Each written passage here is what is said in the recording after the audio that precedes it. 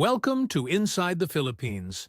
I'm your host, and today we've got a story that's going to make you question everything you think you know about relationships and cultural boundaries.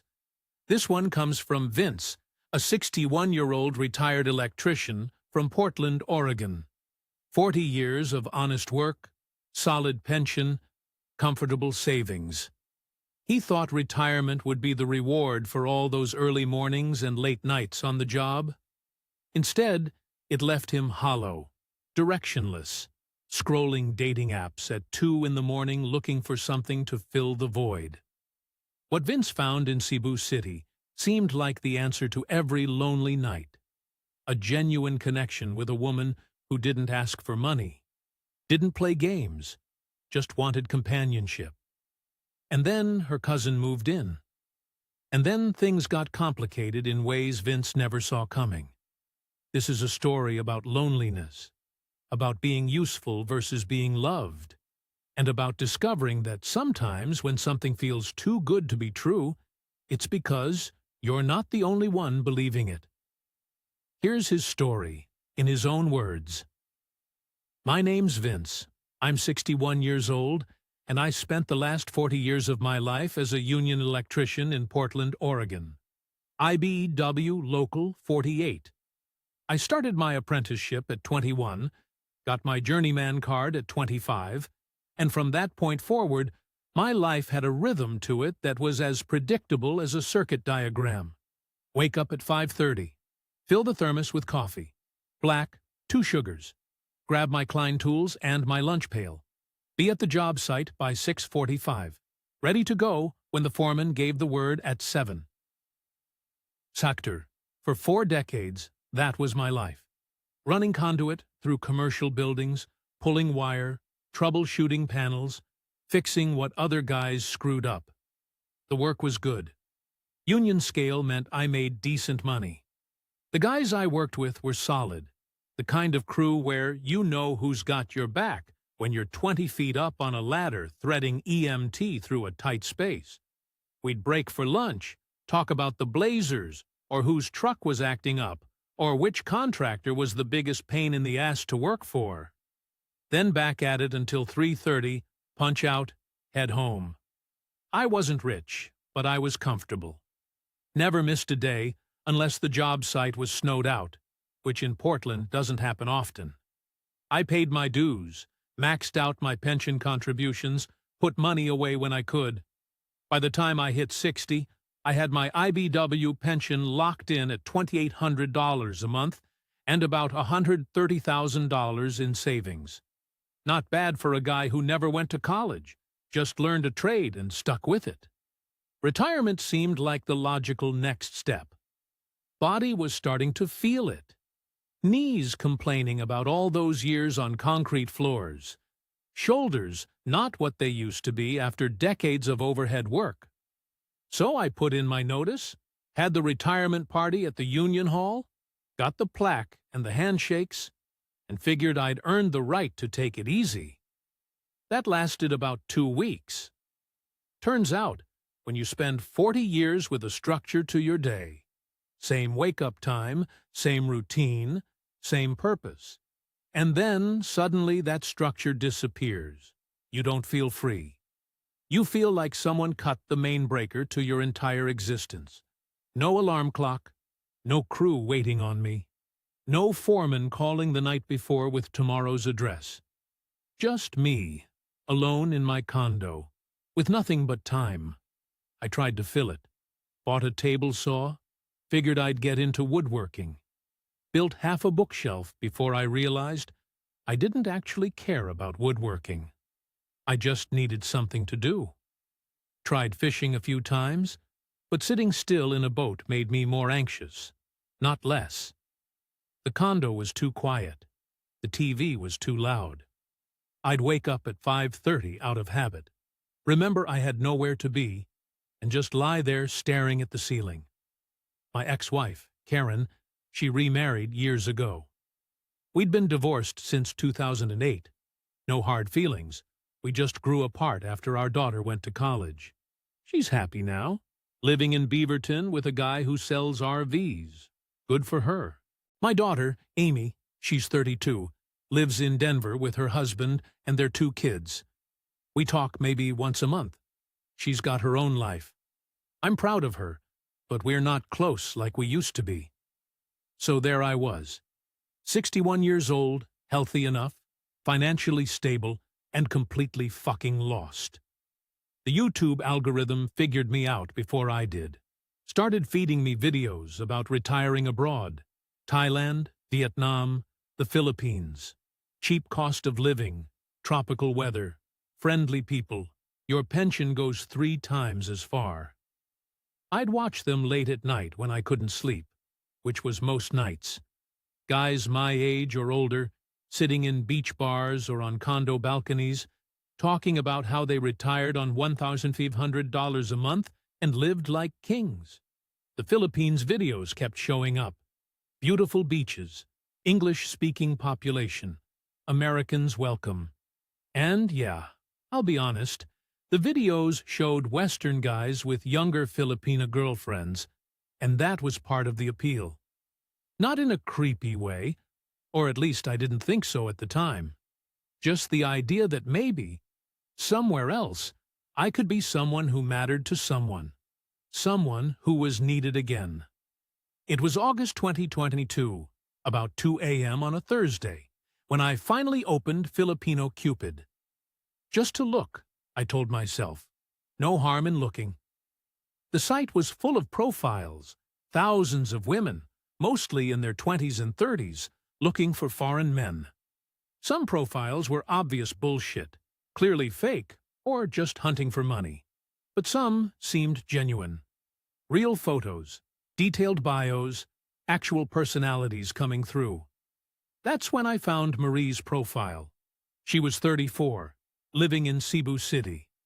Her profile said she worked customer service for a BPO, business process outsourcing, basically call centers handling American companies.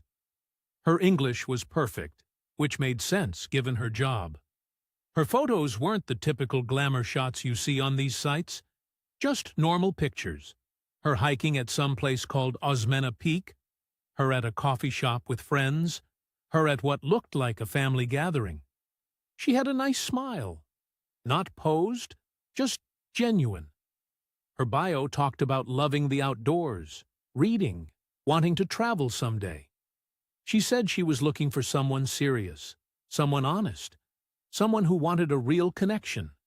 I know how that sounds, like every profile says the same thing.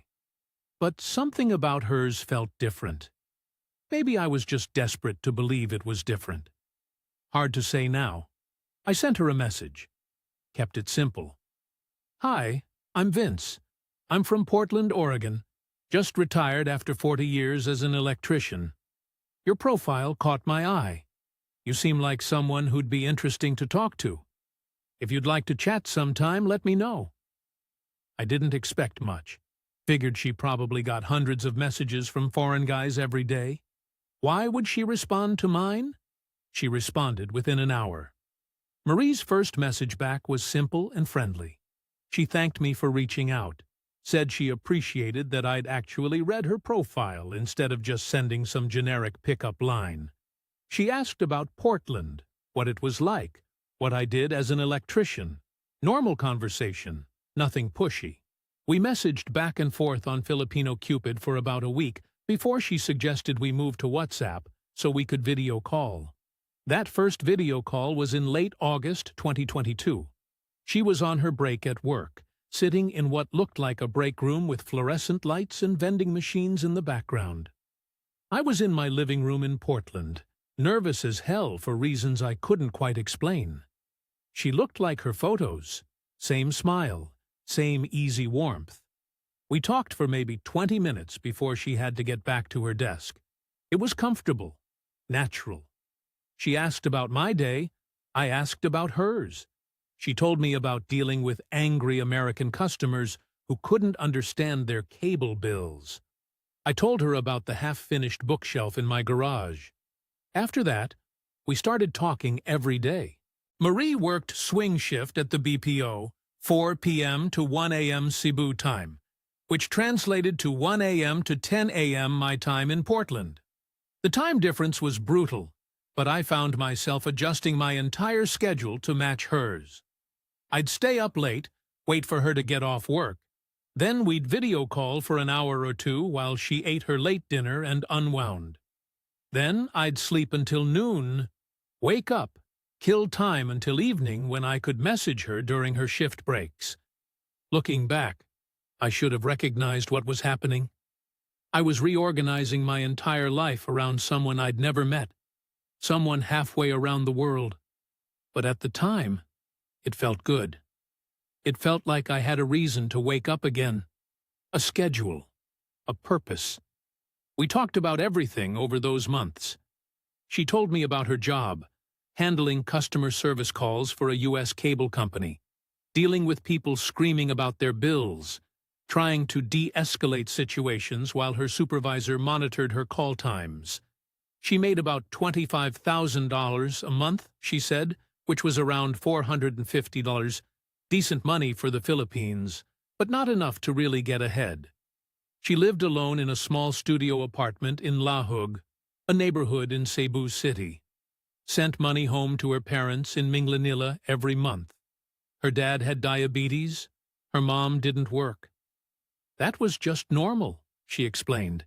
In the Philippines, you take care of your family. I told her about my career, the crazy job sites, the time we had to shut down power to an entire office building and work through the night to replace a main panel before Monday morning. The electrical fire I narrowly avoided when I caught a hack job another contractor had done. The satisfaction of troubleshooting a complex circuit and figuring out exactly where the problem was. She seemed genuinely interested, asked questions, laughed at my stories about the characters I'd worked with over the years. We talked about my failed marriage, how Karen and I had just drifted apart after Amy went to college, how we wanted different things, how the divorce was amicable but still left me feeling like I'd failed somehow. Marie was easy to talk to about it. Didn't judge, didn't pry, just listened. She'd never been married, she said. Had a serious boyfriend in her 20s who turned out to be cheating on her with someone from his office. Since then, she'd been focused on work, on helping her family, on just getting by. Here's the thing that kept me hooked, kept me believing this was different from all the stories I'd heard about Filipino dating sites. Marie never asked for money. Not once. 6 months of daily conversations, video calls 3 or 4 times a week, and she never hit me up for anything. I'd watched enough YouTube videos by that point to know the red flags. The sick mother who needs surgery, the broken motorcycle, the tuition that's due, the emergency that only a Western Union transfer can solve. Marie never went there. Instead, she talked about wanting to visit Portland someday. She'd looked it up on Google Maps, found Powell's books, asked if I'd ever been there. She wanted to see the Columbia River Gorge, do some hiking. She asked about the weather, whether it really rained as much as everyone said. She seemed genuinely curious about my life, my city, my world. By December 2022, I realized I was in love with her. Or something close enough to love that the difference didn't matter. We'd been talking for 4 months. She'd become the best part of my day. The anticipation of her messages, the comfort of her voice on video calls, the way she laughed at my dumb jokes, the way she remembered details I'd mentioned weeks earlier. It felt real. It felt like something worth pursuing. So I booked a flight. I didn't ask her first, didn't want to put pressure on her. I just looked up flights to Cebu, found a decent fare on EVA Air with a layover in Taipei, and pulled the trigger. 4 weeks in the Philippines, February 2023. I booked a hotel in IT Park, someplace called Quest Hotel that the expat forums recommended. Clean, safe, not too expensive at around $3,000 a night, roughly $54. close to restaurants and malls, good base of operations. When I told Marie I'd booked the flight, she seemed genuinely excited. Happy, maybe a little nervous. She offered to pick me up from the airport, show me around Cebu, introduce me to her favorite places. We made plans. Where we'd eat, what we'd see, how we'd spend those 4 weeks. She took time off work.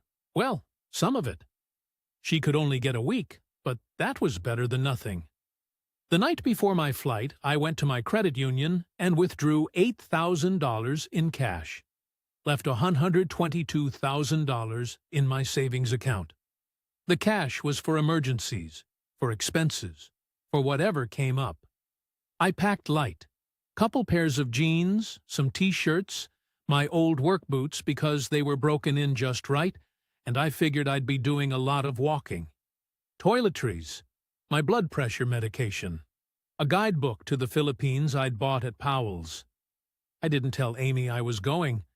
Didn't know how to explain it without it sounding pathetic or desperate. Just told her I was taking a trip, being vague about where. She had her own life to worry about anyway, her kids, her job, her husband. She didn't need to know her 61-year-old dad was flying halfway around the world to meet a woman he'd been video chatting with for 6 months. Sitting in the airport terminal at PDX, waiting to board, I felt something I hadn't felt since before retirement. Anticipation. Nervousness, sure, but the good kind. The kind you get when you're about to start a big job, when you're building something that matters. I was building something here. I could feel it. A relationship. A future. A reason to wake up in the morning. The flight was long, 14 hours to Taipei, then another 4 to Cebu. I didn't sleep much. Watched movies, read my guidebook, thought about what I'd say when I finally saw Marie in person. Would it be awkward? Would there be chemistry? Would she look like her photos? Would I? The plane touched down at Mactan Cebu International Airport on February 14, 2023. Valentine's Day. I'd forgotten about that until I saw all the heart decorations in the terminal. Felt like a good sign. I cleared immigration, grabbed my bag from the carousel, walked through customs. The heat hit me the second I stepped outside the terminal. Not Portland's mild drizzle. Full-on tropical humidity that made my shirt stick to my back immediately. The air smelled like diesel and ocean, and something cooking I couldn't identify. And there she was, Marie, holding a sign with my name on it, standing next to another woman I didn't recognize. Both of them were smiling. Marie looked exactly like her photos. Same warm smile, same dark eyes, same easy way about her. She was wearing jeans and a white blouse, her hair pulled back in a ponytail. When she saw me, she waved, genuinely happy. I felt a rush of relief. 6 months of video calls, and here she was, real, in front of me. The woman next to her was younger, maybe late 20s, wearing a denim jacket despite the heat. Marie introduced her immediately as we walked toward each other. This is my cousin Jen. She just got back from Dubai yesterday. I hope you don't mind. I brought her along to help carry your bags if you need it. I shook Jen's hand. She had a shy smile, kept her eyes down a bit, said it was nice to meet me. Her English was good, almost as good as Marie's. I told them both I appreciated the welcome, that it was good to finally be here, that the flight was long, but I'd survived it. Marie hugged me. It wasn't awkward like I'd feared, just natural, comfortable, like we'd known each other longer than 6 months of video calls. She smelled like coconut shampoo or lotion, something tropical. When she pulled back, she was still smiling. Welcome to Cebu. You must be exhausted. We loaded into a grab car Marie had called. I sat in back with Marie. Jen took the passenger seat. As we drove away from the airport, I got my first real look at the Philippines. Mactan Island looked like any developing area. gas stations, fast food places, construction sites. But the traffic was insane. Motorcycles weaving between cars, jeepneys packed with people hanging off the sides, horns honking constantly. The driver navigated through it like he was playing a video game. Marie explained that Jen had been working as a housekeeping supervisor in Dubai for the past year, but the job had fallen through. Something about the recruitment agency being fraudulent, the contract getting cancelled, a whole mess. She'd flown back to Cebu 2 days ago with nowhere to go, so Marie had offered to let her crash on the couch for a bit until she figured things out. I told them that made sense, that family helps family. Jen turned around from the front seat, smiled gratefully, said she appreciated Marie letting her stay, that she was looking for work already, didn't want to be a burden. The drive from the airport to Lahug took about 40 minutes in traffic. We crossed a bridge onto Cebu City proper, and the urban density kicked up several notches. High-rise condos mixed with old colonial buildings, gleaming malls next to ramshackle neighborhoods with tin roofs. The contrast was jarring. Wealth and poverty right on top of each other. Marie pointed out landmarks as we drove. That's Ayala Center, the big mall. That's IT Park where I work. That's the Basilica, oldest in the Philippines. She was excited to show me her city, wanted me to see it through her eyes. We stopped for late dinner at a place called Anzani, up in the hills of Lahug overlooking the city lights. Marie said it was her favorite restaurant, a bit expensive for her budget, but perfect for special occasions. The view was incredible. The entire city sprawled out below us, lights twinkling all the way to the ocean. We sat on the terrace, warm tropical air, the sound of traffic and karaoke drifting up from below. Both women ordered conservatively at first. Jen got a small pasta dish. Marie got a salad. I told them to order whatever they wanted, that this was my treat, that I wanted them to enjoy it. Marie got the seafood platter. Jen switched to steak. I got pork adobo because I'd read about it in my guidebook and wanted to try authentic Filipino food. The bill came to P4,500, about $80. I paid in cash without thinking twice. Marie thanked me, said I didn't have to do that. I told her it was my pleasure, that I'd been looking forward to this for months, that spending money on a nice meal with her was exactly what I wanted to do. After dinner, we drove to Marie's place. Small studio apartment in a concrete building, third-floor walk-up. The neighborhood was residential, quiet except for a neighbor's karaoke bleeding through thin walls. The apartment was clean but cramped. One main room with a bed, small kitchenette, a couch pushed against the wall. Bathroom the size of a closet. I figured the rent was probably $8,000 a month, maybe $145. Jen's stuff was piled in the corner, a suitcase, some boxes. She apologized immediately for being in the way, said she'd try to stay out of our hair, that she'd go stay with other relatives if we wanted privacy. Marie told her not to be silly, that it was fine, that we'd make it work. I checked into my hotel that night, Quest Hotel in IT Park, like I'd planned. Clean room, air conditioning, hot shower, everything I needed. But it felt weird being there after spending the evening with Marie, like I was missing out on something. The next 2 days followed the same pattern. I'd meet Marie at her apartment in the morning. Jen would be there, having instant coffee, apologizing for existing. We'd go explore Cebu, visited the Basilica, walked around downtown, ate at a Jollibee, which Marie insisted I had to try. The fried chicken was better than I expected. Jen came along on most of it. She was good company, easy to talk to, asked me about Portland and my work. She wanted to practice her English, she said, for job interviews. Marie went back to work on day 3. Swing shift, 3 p.m. to 2 a.m. She apologized, said she couldn't afford to take more time off, that she'd tried but her supervisor said no. I told her I understood, that I'd find ways to keep busy. She suggested I hang out with Jen, that Jen knew Cebu well and could show me around. So that's what happened. Marie would leave for work at 2:30.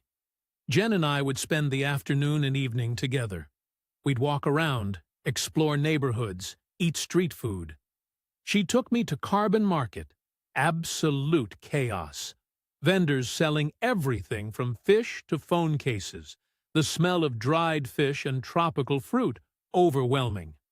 My phone charger quit working there, and Jen knew exactly which stall sold genuine Apple cables for P400 instead of the P2000s they charged at Ayala Mall. Jen was different from Marie. Less guarded, more open. She'd ask me direct questions about my life, my marriage, why I was really here. I found myself being honest with her in ways I hadn't expected. Told her about the loneliness, the emptiness after retirement, the feeling that I'd worked my whole life and had nothing to show for it except money in the bank. She understood. Said her time in Dubai had been like that, working 14-hour days, sending most of her money home to family, living in a tiny room with 3 other Filipina workers, never having anything for herself. She'd come back to the Philippines with basically nothing despite a year abroad. The recruitment agency had been taking huge cuts, promising things that never materialized. She felt like she'd wasted a year of her life. By day 4, staying at the hotel felt stupid. I was spending all my time at Marie's apartment anyway, leaving late at night when Marie got home from work, just to sleep in a hotel bed and come back in the morning. Marie brought it up casually over breakfast. Why not just stay here? The couch pulled out into a bed. Jen could sleep there. I could have the bed with Marie.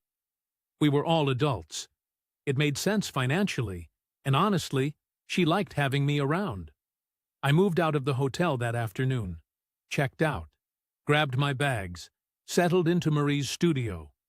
The apartment was cramped with 3 people, but it worked. Jen slept on the pull-out couch, didn't complain. I shared Marie's bed, though she was usually at work when I went to sleep, and I was usually awake when she got home. Our schedules were opposite, which meant I spent most of my time with Jen. It fell into a routine fast. Marie would leave for work. Jen and I would spend the day together. We'd get breakfast at a carinderia, these small local eateries where you point at what you want and they pile it on rice. P80 for both of us, less than $2. We'd walk around, talk, explore. She'd tell me about her dreams, wanted to take courses to become a virtual assistant, work from home, make money in dollars instead of pesos. I'd tell her about my work, about troubleshooting electrical systems, about the satisfaction of fixing something that's broken. I helped her fix her phone one afternoon. The screen was cracked. Touch wasn't working right. I knew enough about soldering from my electrical work to reattach a loose connection inside. Took me an hour, but I got it working. Jen was so grateful she nearly cried. Said I was the first person who'd helped her with something, without expecting anything in return. Looking back, that should have been a warning sign. The gratitude was too intense for such a small favor. But at the time, it just felt good. Felt like I was useful again, like I had a purpose. Within a week, the arrangement felt completely normal. 3 people sharing a tiny studio apartment. Marie at work most of the time. Me and Jen spending days together. All of us eating dinner together late at night when Marie got home.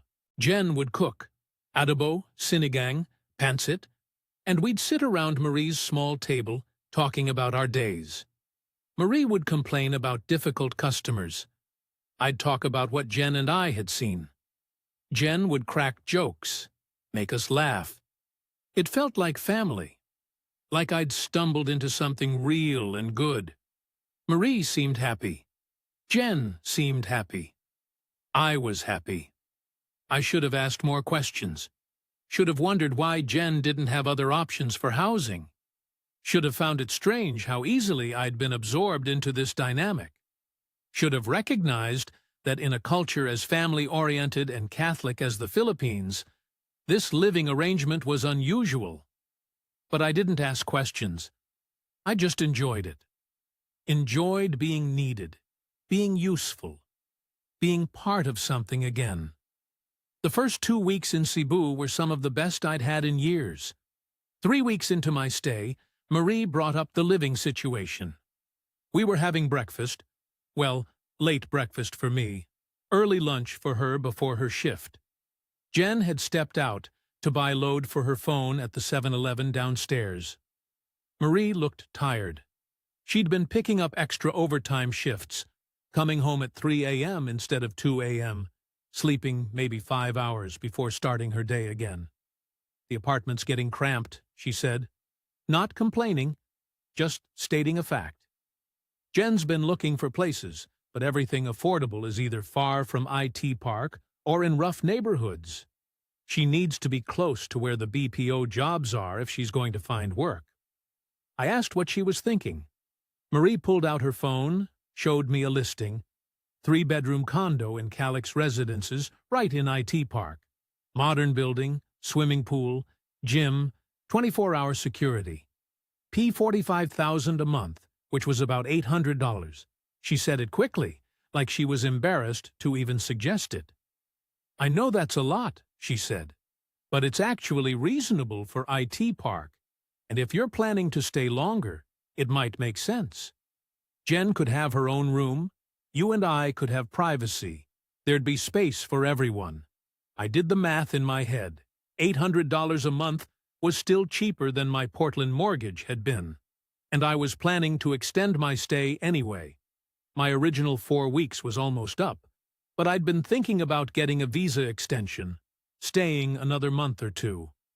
My pension of $2,800 covered the rent easily, left plenty for living expenses. Plus, and I'll be honest with you, the idea of having my own space with Marie felt right. The studio was fine, but we hadn't really had time alone together. Her work schedule, Jen always there on the couch. A 3-bedroom meant actual privacy, meant building something more permanent. I told Marie I'd cover it, didn't even hesitate. She looked relieved, maybe a little surprised. Said she'd split it with me, contribute something from her salary. I told her not to worry about it, that I wanted to do this, that it made sense for all of us. Looking back, that's when the hook really set. That's when I stopped being a visitor and started being the provider. We moved into Calix Residences the following week. The lease required first month, last month, and a security deposit, $335,000 total, roughly $2,400. I wired the money from my U.S. account, watched my savings drop from $122,000 to $119,600, still comfortable, still sustainable. The condo was nice, really nice. 23rd floor, floor-to-ceiling windows overlooking the city. Modern kitchen with actual appliances, 2 bathrooms, air conditioning that worked. The kind of place I could never afford in Portland. But here it was, just middle-class housing. Jen got the smallest bedroom. Marie and I took the master. The 3rd bedroom sat empty. We talked about using it as an office, a guest room, whatever. The space felt luxurious after 3 weeks in that cramped studio. The dynamic shifted once we had space. Marie worked her swing shifts, but now, when she came home at 2 a.m., we had a bedroom with a door that closed. Privacy. We could actually be a couple instead of roommates. Those early morning hours when she'd get home and I was usually awake became our time together. We'd talk, make love, fall asleep together before her alarm went off at noon. But Marie was always tired, always picking up overtime. The BPO had mandatory overtime during peak season, she explained, and she couldn't afford to turn it down. Her parents still needed their monthly support. She had bills. The extra hours meant extra pay. which meant I still spent most of my time with Jen. Jen settled into the smaller bedroom like she'd always lived there, decorated it with stuff from SM Mall. Cheap curtains, some picture frames, a small desk she said she'd use when she started her virtual assistant courses. She was looking for work every day, she said, sending out applications, going to interviews. Nothing was panning out yet, but she was trying. In the meantime, we fell into the same routine as before. Marie would leave for work at 3 p.m. Jen and I would have the condo to ourselves. We'd cook dinner together, watch Netflix, talk. She was easy company. Easier than Marie in some ways, because there was no pressure, no expectation. Just two people passing time. One night in late March, everything changed. Marie came home from her shift around 2:30 a.m. I was awake, reading in bed. She showered, got into bed next to me, was quiet for a bit. Then she turned to me. "Can I ask you something?" I said, "Of course." "Do you like Jen?" The question caught me off guard. I said, "Yeah, she's nice, good company." "Why?" Marie was quiet for a second. Then she said it straight out. "I think Jen really likes you. Like, more than just friends. I can tell. The way she talks about you. The way she looks at you. And honestly, I don't mind if you like her too." I thought she was testing me. Some kind of trap. I started to say no, that wasn't appropriate, that I was with Marie. But she cut me off. "I'm serious. This isn't me being jealous or trying to catch you in something. I'm telling you, if you want to be with her too, I'm okay with it. We're family. We take care of each other." I didn't know what to say. This was insane. This was the kind of thing that doesn't happen in real life. Two women, cousins, living under one roof, and one of them is giving me permission to sleep with the other? Marie kept talking, explained it like it was the most logical thing in the world. She said in the Philippines, family takes care of family. Jen had nothing. No job, no prospects, no money. She'd wasted a year in Dubai for nothing. Marie's salary barely covered her own expenses, the money she sent to her parents. I had resources. I clearly cared about both of them. Why not make it work for everyone? She said there's a word for it in Tagalog, diskarte, resourcefulness, doing what works, making the best of a situation. It wasn't about being dishonest or sneaky. It was about being practical. Three people who got along, who helped each other, who all benefited from the arrangement. I asked if she was sure. She said she was, said she'd already talked to Jen about it. Jen had been scared to say anything, didn't want to disrespect Marie or make me uncomfortable. But if everyone was honest about it, if everyone agreed, what was the harm? We talked for 2 hours that night. I kept waiting for the catch, for the punchline, for this to reveal itself as some kind of elaborate test. But Marie was completely serious. Said she knew it seemed unusual to Western thinking, but in Filipino culture, family arrangements like this weren't as uncommon as I'd think. Especially with cousins, especially when everyone was struggling financially. She said her only condition was honesty. No sneaking around, no lying. If this was going to work, everyone had to be open about it. Everyone had to know what was happening. Everyone had to be okay with it. I should have run, should have seen this for what it was, should have recognized that in a deeply Catholic country where reputation is everything, where family is sacred, this arrangement made no sense unless there was a reason behind it. Should have asked more questions. Should have wondered why two women would be willing to share one man unless that man represented something more valuable than a relationship. But I didn't ask those questions. I just said yes. Within a week, I was sleeping with both of them. Not at the same time. Nothing like that. But openly, with full knowledge from everyone involved. Some nights with Marie after her shift. Some afternoons with Jen while Marie was at work. It rotated naturally, without jealousy, without drama. They'd talk to each other about it casually, like discussing who was cooking dinner or who needed to do laundry. It felt like I'd won the lottery, like I'd stumbled into something men only fantasize about.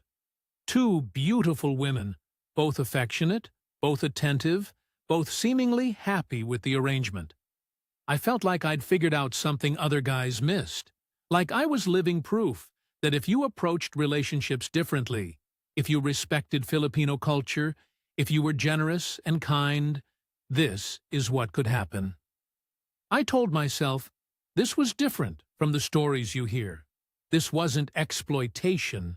This wasn't desperation. This was three adults making an unconventional choice that worked for everyone. Marie was happy because she had help with expenses and didn't have to worry about Jen. Jen was happy because she had security and support while she got back on her feet. I was happy because, for the first time in years, I felt wanted, needed, important. The fact that I was also supporting them financially, that my pension covered the rent, that my savings covered the extras.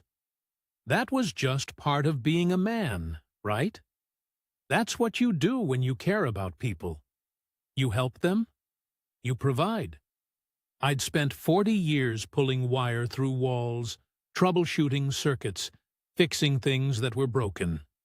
This felt the same. I was building something, a household, a life, a purpose. I had no idea I was just another connection in their circuit, another power source they'd wired into their system. And when you're a power source, nobody cares about you beyond what you can provide. But I wouldn't figure that out for another 3 months. April, May, June. 3 months that felt like a fever dream. 3 months where I lived in what I thought was paradise, not realizing I was just another revenue stream with a pulse. The financial requests started small, natural. The kind of things you'd help anyone with, especially people you cared about. First it was the phones. Both Marie and Jen had beat-up smartphones with cracked screens that froze constantly. Marie needed hers for work. The BPO required their customer service reps to have reliable devices for the authenticator apps and work communications. Jen needed one for job applications, video interviews, staying connected. We were at Ayala Center one afternoon, walking through the electronics section, when Marie brought it up. Said her phone was dying, might not last another month. Jen's was worse. The screen was so cracked she could barely see half of what was on it. I suggested we get them new ones. Just like that. Didn't think twice about it. We walked into the Apple store, and I bought 2 iPhone 13s, $78,000 total, about $1,400. The sales guy processed the transaction while both women held their new phones like Christmas presents, genuinely excited, genuinely grateful. Marie hugged me right there in the store. Jen had tears in her eyes.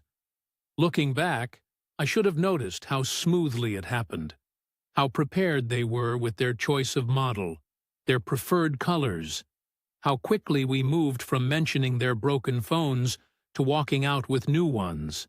But at the time, it just felt good. Felt like I was taking care of my family. A week later, Marie came home from her shift looking stressed. We were lying in bed at 3 a.m. and she was unusually quiet. I asked what was wrong. She said her mom needed surgery. Gallbladder. The public hospital in Minglanilla had a 6-month wait list, and her mom was in pain, couldn't eat properly, losing weight. But the private hospital could do it within a week. Only problem was the cost, $180,000, roughly $3,200. Marie said she'd been trying to save up, but between helping her parents with monthly expenses and her own bills, she couldn't get there fast enough.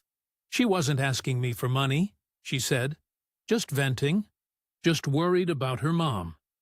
I told her I'd cover it, She protested, said that was too much, that she couldn't accept that she'd figure something out. But I insisted. Told her this is what you do for family. Her mom needed surgery. I had the money. It was simple math. I sent the money via Gcash the next morning. Watched my savings drop from $119,600 to around $116,400. Still comfortable. Still sustainable. Marie showed me the payment confirmation, showed me her mom's text messages thanking me, calling me a blessing, saying she'd pray for me. 2 weeks after that, Jen brought up her brother. We were having coffee on the condo balcony, looking out over IT Park, and she mentioned casually that her younger brother had been accepted to Cebu Institute of Technology for engineering. Smart kid, she said, top of his class in high school. But their family couldn't afford the tuition, $98,000 for the semester, about $1,800. She said it sadly, like talking about a missed opportunity. Said he'd probably have to work for a few years, save up, try again later. By then, he'd be older, might have lost his momentum, might never get the chance. I asked why she was telling me this. She said she wasn't asking for anything. Just sad about it. Just wished things were different. I sent the money that afternoon. Told Jen's brother he could start classes. That I believed in investing in education. That he should study hard and make the most of it.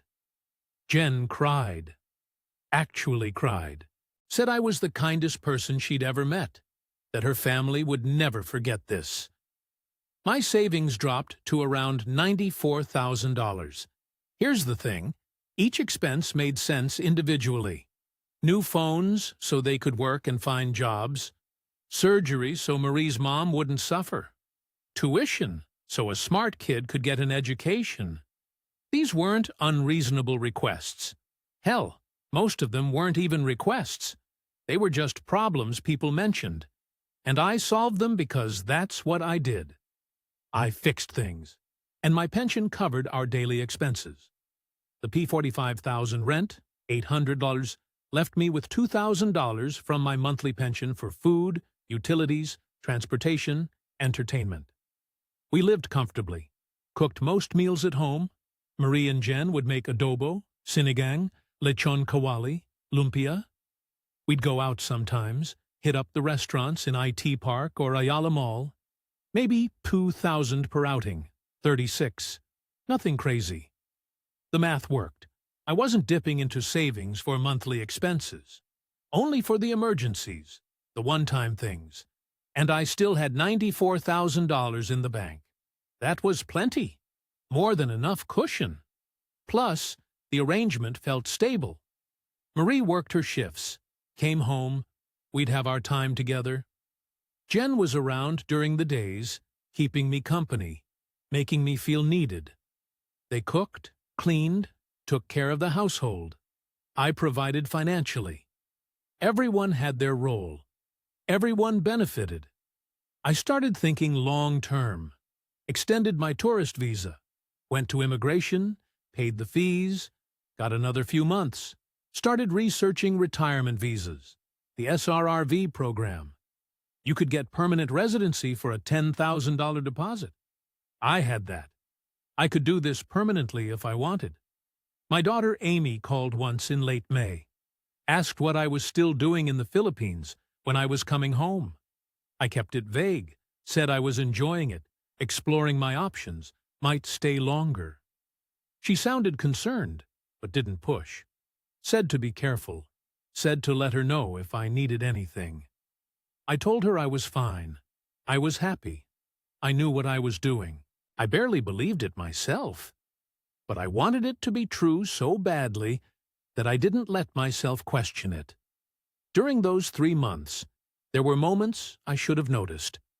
Small things that didn't quite add up, like how Marie was always taking overtime, always exhausted, but her financial situation never seemed to improve, or how Jen would go to interviews but never seemed to get callbacks, never seemed to progress in her job search, or how both of them would get Gcash notifications constantly, Money coming in, money going out, and when I'd glance at their phones, they'd tilt the screens away naturally, casually, like it was just habit.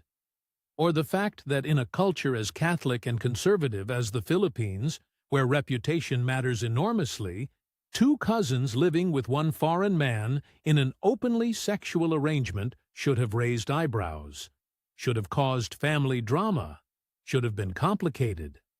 But it wasn't. Marie's parents never questioned it. Jen's family never objected. Everyone just accepted it, which should have told me something. But I didn't want to see it. I'd spent a year after retirement feeling useless, feeling like my life was over. And here I was at 61, with two beautiful women who wanted to be with me, who appreciated me, who made me feel like I mattered. Who was I to question that?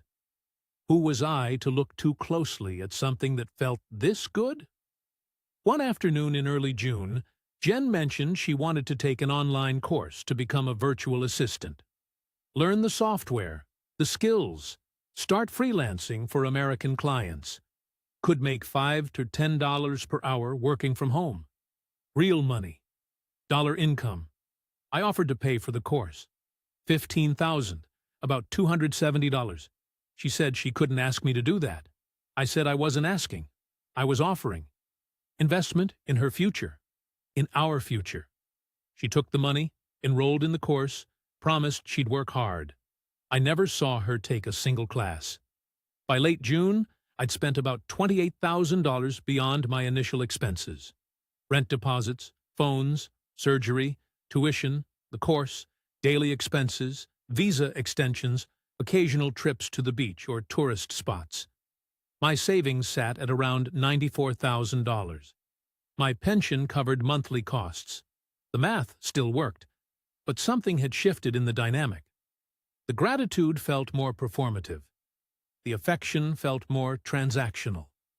Marie was picking up even more overtime, sometimes not coming home until 4 or 5 a.m. Jen was around constantly, but conversations felt shallower, less genuine. I told myself I was imagining things. Told myself this was just what relationships looked like when you got past the honeymoon phase. Told myself I was being paranoid, ungrateful, suspicious for no reason. Then, in early July, Jen told me she was pregnant. And everything changed. It was a Wednesday afternoon. Marie was at work. Jen and I had spent the day at SM Seaside, walking around the mall, looking at baby clothes for Marie's cousin who'd just had a kid. We came back to the condo around 5 p.m. I was tired, thinking about taking a nap before Marie got home. Jen went to her room. I heard her crying. I knocked on her door, asked if she was okay. She said to come in. She was sitting on her bed, face in her hands, shoulders shaking. I sat down next to her, asked what was wrong. She looked up at me with red eyes and said 3 words that stopped my heart. "I'm pregnant, Vince." I didn't know what to say. My mind went blank. Pregnant. At 61 years old, I was going to be a father. The idea was overwhelming, terrifying, and somehow also thrilling. A second chance. A do-over for all the ways I'd failed as a father to Amy. Jen was crying harder now. Said she was scared, didn't know what to do, didn't know how to tell Marie. I put my arm around her, told her it would be okay, that we'd figure it out together. Marie came home from her shift around 2:30 a.m. I was still awake, sitting in the living room. Jen had cried herself to sleep hours earlier. I told Marie we needed to talk. The 3 of us sat on the couch at 3 a.m. Marie still in her work clothes, Jen in pajamas with puffy eyes, me feeling like I'd aged another decade in the past 8 hours. Jen told Marie. Marie's reaction surprised me. She didn't seem shocked or upset. She rubbed Jen's back, told her it was okay, that these things happen, that we were family, and we'd handle it together. Then she turned to me and asked if I was okay with this. I said I was. Said I'd support Jen, support the baby, that we'd make it work. Said maybe this was a blessing, a new chapter for all of us. Marie smiled. Said she'd always wanted to be an auntie. Said we should start planning. Convert the third bedroom into a nursery. Research how international birth certificates work when a child is born to a Filipino mother and American father. Figure out whether we'd stay in Cebu or eventually move to Portland. For a week, we lived in this strange bubble of preparation. Bought baby books. Looked at cribs online. Discussed names. Jen wanted Vincent Jr. if it was a boy. I felt proud. Overwhelmed, but proud. I started thinking seriously about the future. I'd need to increase my financial cushion. A baby meant medical bills, formula, diapers, education eventually. My $94,000 in savings would need to stretch further. Maybe I'd need to go back to Portland, sell my condo, move the equity over here. Maybe get a retirement visa. Make this permanent. Amy called during that week. Asked again when I was coming home. I almost told her about the baby. Almost. But I couldn't find the words. Couldn't explain how her 61-year-old dad had gotten a 29-year-old Filipina pregnant, while also sleeping with her cousin. So I just said I was still figuring things out, still enjoying the Philippines, still not ready to come back. She was quiet for a long time. Then she said, "Dad, whatever you're doing over there, just be careful, okay?" I said I would be. Then my phone charger died. It was a Thursday, late afternoon. Marie was at work. Jen was in the shower. I needed to charge my phone because Amy had messaged saying she wanted to video call later. My cable had frayed and finally quit. The connection would spark but wouldn't hold. I remembered Jen had bought extras at Carbon Market, those cheap but genuine cables she'd found for P400. She'd mentioned keeping them in her nightstand drawer in case anyone needed one. I went to her room, heard the shower running in her bathroom, opened her nightstand drawer looking for the cable. Found it, right there on top. Also found a second phone, a cheap Samsung. Not the iPhone 13 I'd bought her. It was unlocked, screen on, sitting open to Facebook Messenger. I should have put it back, should have respected her privacy, should have walked away, but I didn't. I looked. Conversation with someone named Mark. Profile picture showed a white guy, maybe 50s, somewhere outdoors. The messages went back months. "Baby, I miss you so much. When are you coming to Melbourne? I'm saving up for your ticket. I sent $500 today via Wise. Should be there tomorrow." I scrolled up, saw the same pregnancy photo Jen had shown me 3 days ago, the same one, sent to Mark with the caption, "We're going to be parents. I'm so happy." Mark's response, "OMG, baby, I can't believe it. I'm going to be a dad. When can I come meet you?" My hands started shaking. I scrolled to another conversation. David, Vancouver, different white guy, younger, maybe 40s, same pattern. "Baby, I miss you. I sent $800 CAD via Remitly. Same pregnancy photo. Different caption. David, we made a life together. I'm scared but excited." David's response, "Holy shit. Are you sure? How far along?" I heard the shower turn off. I put the phone back exactly where I found it, grabbed the charging cable, walked out of her room, went to my own room, sat on the bed, felt like I'd been hit by a truck. The logical part of my brain started working. The troubleshooting part. The electrician part that could trace a problem back to its source. If Jen was doing this, was Marie? I waited until Marie left for work the next day. Told Jen I wasn't feeling well, needed to rest, didn't want to go out. She seemed concerned, offered to make me soup, asked if I needed anything. I said I just needed sleep. When I was sure she'd left the condo, said she was going to a prenatal clinic to get checked, would be back in a few hours. I went to Marie's room, found her second phone in her closet, hidden in a shoebox under some old clothes. 3 different men, all foreigners, all sending monthly money via Gcash, Wise, Remitly, all believing they were in exclusive relationships with Marie. One from Australia, one from Canada, one from the UK. Monthly transfers ranging from $400 to $800 each. Messages going back over a year. Love language, commitment language, future planning language. Pregnancy announcements sent to 2 of them. Different months, different supposed fathers, but references to the same gallbladder surgery for her mom, the same brother's tuition, the same financial struggles. I sat on Marie's bed holding her phone, reading through months of conversations, watching the same pattern repeat with different men, the same stories, the same emergencies, the same expressions of love and gratitude. We take care of each other, Marie had said that night in March when she'd offered to share me with Jen. I finally understood what she meant. They took care of each other by running the same con on multiple men simultaneously. I wasn't special. I wasn't building a relationship. I wasn't part of a family. I was a power source, a monthly payment, a foreign ATM that happened to live in the house and sleep in the bed.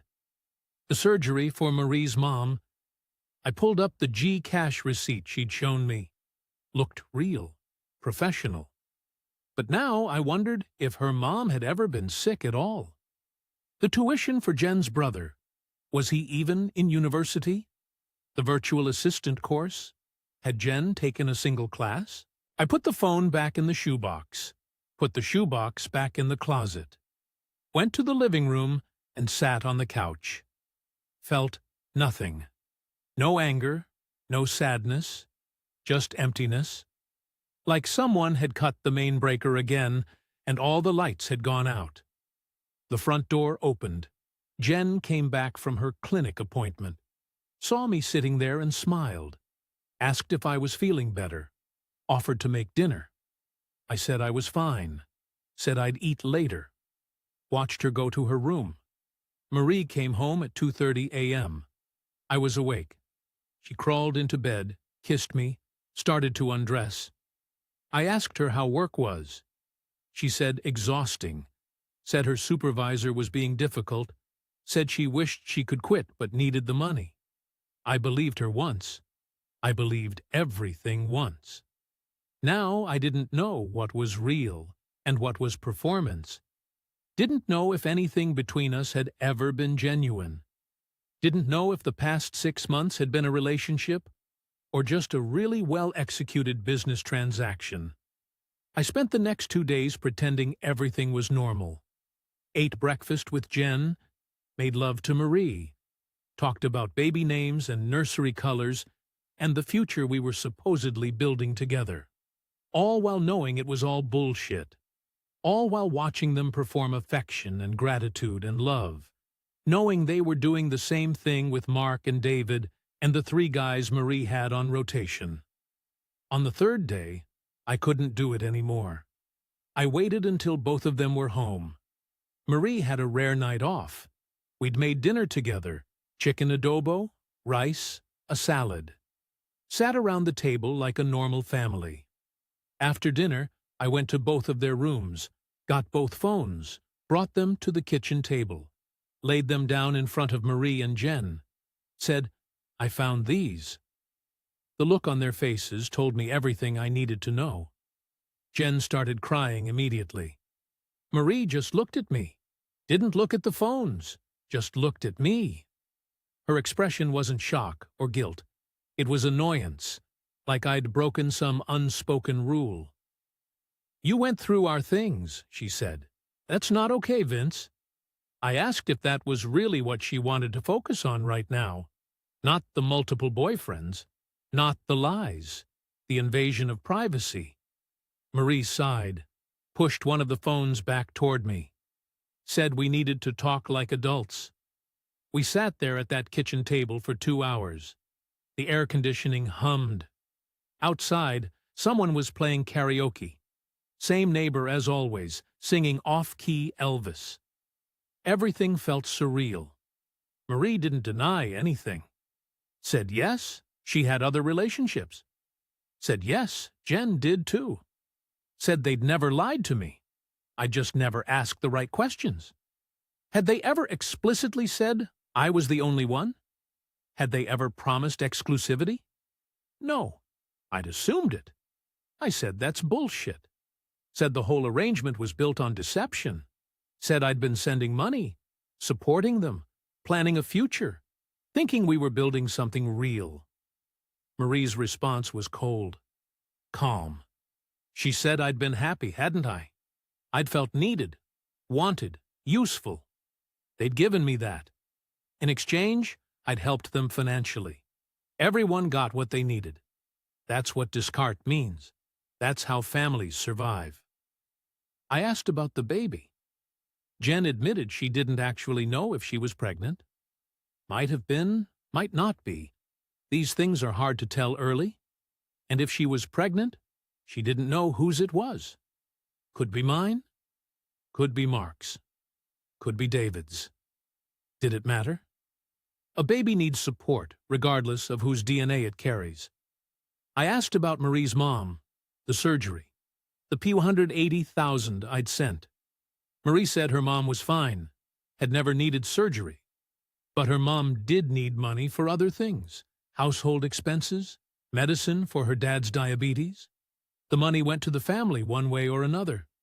Just easier to get a lump sum with a specific story than to ask for $10,000 here and there. The tuition for Jen's brother. Same thing. He wasn't in university, but the family needed money. This was how they got it. I asked how many men. Total. Marie thought about it. Said currently she had 3 regular ones plus me. Jen had 2 plus me. It fluctuated. Some guys stopped sending money. They'd cultivate new ones. It took work, the video calls, the messages, maintaining the relationships. But it paid better than the BPO and had more flexible hours. I asked if any of it had been real, any of the feelings, any of the connection. Marie said, of course, some of it was real. She did like me. I was kind, easy to be around, not demanding. But like and love and building a future, those were luxuries. She had a family to support, parents who couldn't work, siblings who needed help. This was how she did it. This was survival. I sat there trying to process it, trying to understand how 6 months of my life had been a carefully orchestrated business transaction, how I'd confused being useful with being loved, how I'd spent $42,000 on a fantasy. I asked what happened now. Marie said that was up to me. I could stay if I wanted. The arrangement had been working fine, or I could go. Either way, they'd figure it out. They always did. I packed my bags that night, took everything I could carry in my suitcase and backpack, left the rest, called a grab, went to an Airbnb I found on my phone, a small studio in La Hague, $3,000 a night, about $54. Jen cried when I left, said she was sorry, said she'd never meant to hurt me. Marie just watched from the couch, said to let her know about the condo lease since it was in my name. I stayed in that Airbnb for 3 weeks, spent my days walking around Cebu in a daze, drinking San Miguel at expat bars, listening to other foreign guys talk about their Filipina girlfriends, wondering how many of them were in the same boat I'd been in. The condo lease was in my name. Marie reminded me of this via text, said the rent was due. I kept paying it. July, August, another $1,600 gone. I don't know why. Guilt maybe, stupidity, wanting to believe that by helping them, some part of what we'd had was real. In September, I finally canceled the lease, lost the deposit. Another $800 gone. I flew back to Portland in late August 2023, 6 months after I'd arrived in Cebu on Valentine's Day, full of hope and purpose. Total financial damage, roughly $42,000. Rent deposits, the monthly rent, the phones, the fake surgery, the fake tuition, the course Jen never took, daily expenses, the Airbnb, the flights, all of it. But the money wasn't the worst part. Money one could recover. My pension was intact. I still had about $88,000 in savings. I wasn't destitute. The worst part was the damage to my sense of self. I'd thought I was building something. Thought I'd found a purpose again. Thought I mattered to someone. I was just a project, a revenue stream, a foreign ATM that happened to sleep in their bed and eat at their table. I'm back in Portland now. Been back 9 months. My condo looks exactly like it did when I left. Same half-finished bookshelf in the garage. Same empty rooms. Same quiet that used to drive me crazy. But I'm not sitting still anymore. Working part-time at Home Depot, electrical department. Contractors come in needing wire, junction boxes, breakers. I help them find what they need. It's not a career. It's not meaningful. But it gets me out of the house. Amy knows some version of what happened. Not the details, not the 2 girlfriends, not the pregnancy scam. Just that I went to the Philippines, got involved with someone. It didn't work out. I lost some money. She's worried about me, but doesn't push. We video call more often now. She's invited me to Denver for Christmas. I think about Marie and Jen sometimes. Wonder if they're still running the same con. Wonder if Mark or David ever figured it out. Or if they're still sending money, still believing in the fantasy.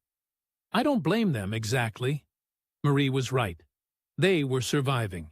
In a country where the median income is $3,000 a year, where supporting your parents is a non-negotiable obligation, where opportunities are limited and desperation is real, they found a way to make it work. Descarte, resourcefulness. But I do blame myself for being so desperate to feel needed that I ignored every red flag, for confusing being useful with being loved, for thinking I could wire around loneliness like it was an electrical problem with a simple solution. Here's what I learned. You can't troubleshoot your way out of emotional emptiness. You can't fix being lonely by making yourself indispensable to someone who needs your money more than they need you. And if something feels too good to be true, if 2 women in a deeply Catholic, reputation-conscious culture are willing to openly share you with each other, it's because you're not the boyfriend. You're not the partner. You're not building a family. You're the project, the job, the means to an end. And when you're a power source, nobody cares about you beyond what you can provide. When the circuit's built and the current's flowing, you're just infrastructure. Necessary, but replaceable. That's my story. That's what I learned in the Philippines. Cost me $42,000 and 6 months of my life. Was it worth it? No. Do I regret going? That's harder to answer. Because for 3 months there, I felt alive again. Felt needed. Felt like I mattered. The fact that it was all performance, all transaction, all business, that doesn't change the fact that for a little while, I believed it was real. And maybe that's the real lesson. The belief is what we're buying. The feeling of mattering, of being wanted, of building something. The Philippines didn't teach me that. Marie and Jen didn't teach me that. Loneliness taught me that. And loneliness is a hell of a salesman. That's Vince's story. And look, I want to be clear about something before we wrap up. This isn't a story about how all Filipinas are scammers. They're not. This isn't a story about how Filipino culture is inherently deceptive. It's not. This is a story about what happens when desperation meets desperation. When a lonely Western man who's lost his sense of purpose meets Filipino women who are trying to survive in an economy where the median wage is around $250 a month and family obligations are absolute. Marie and Jen weren't evil. They were resourceful. They found a renewable revenue stream and they exploited it, the same way millions of Filipinos work as OFWs, overseas Filipino workers, sending money home to support their families. The difference is that OFWs are honest about the transaction. They work. They get paid. Everyone understands the arrangement. What Marie and Jen were doing was something else. They were selling a fantasy, and Vince was buying it because he needed to believe it was real. Here's what viewers need to understand. If you're retired, lonely, and looking for purpose in a developing country, you're vulnerable. And there are people who've built entire strategies around that vulnerability. Not because they're bad people, but because they're surviving. The power imbalance between a Western pension and a Filipino minimum wage creates an ecosystem where these dynamics thrive. Does that mean you shouldn't pursue relationships in the Philippines? No. Does it mean you should assume every Filipina who shows interest is running a con? Absolutely not. But it does mean you need to go in with eyes open. Ask the hard questions. Notice the red flags. And understand that if something seems too good to be true, you should probably examine why it seems that way. Vince confused being useful with being loved. That's the core lesson here. If someone values you primarily for what you can provide rather than who you are, that's not love. That's employment. And employment ends when the money runs out. Thanks for watching Inside the Philippines. If you've got your own story to share, there's a link in the description. Until next time, protect yourselves out there. Know your worth. Know the difference between being wanted and being needed. And remember that loneliness makes terrible decisions look like good ones. Be careful out there.